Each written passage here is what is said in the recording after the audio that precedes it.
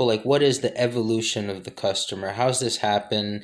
If I was to make a post on Google Maps, for example, my post is going to increase traffic. I'll get a shitload of impressions for the first day, and then Google's going to determine, is this content or is this post furthering the evolution of the customer, because that's what they care about most. Google, they care about the evolution of the customer, going from stage of intro, interested, making the purchase, to a business. That's preferably paying them for Google ads. Now, how that works with your SEO is the same thing. If you divert your time towards a piece of content or a post on Facebook, Google, they're both probably doing about the same thing, determining the evolution of the customer, and they're going to rank it a lot higher for that day. Like, a few years ago, all the rage was posting on Google Maps. Post, and I get you 1,000 impressions. But now, they check that information. And another big update for Google Maps. Google is taking down a crap load of listings right now. I mean, they are tearing down listings because they have had just numerous reports of unregistered listings that haven't been updated, outdated, wrong information, and more importantly, the most important thing that's triggering them to do this is because they're getting a lot of reports of Google My Business hijackings.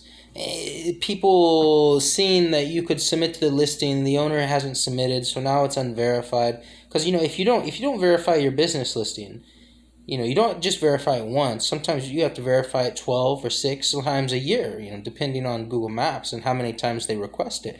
Maybe just once a year or once every 2 years, but it depends. It's up to them. It's not up to you.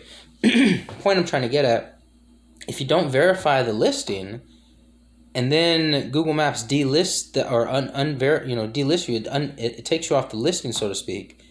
It's gonna leave it open for verification, and then anybody, any guy in fucking another country or right next door or a competitor could go in, verify the listing, change the information around, delete it completely, or just keep control over it.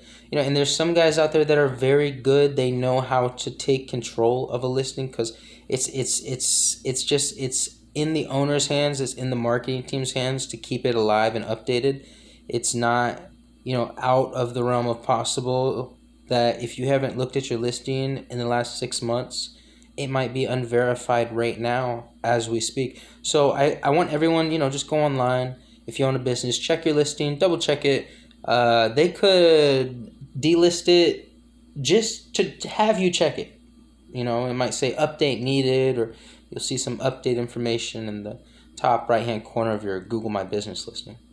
But this has been another update with Douglas Holmes and White Wolf Marketing. I hope you guys all have a good night.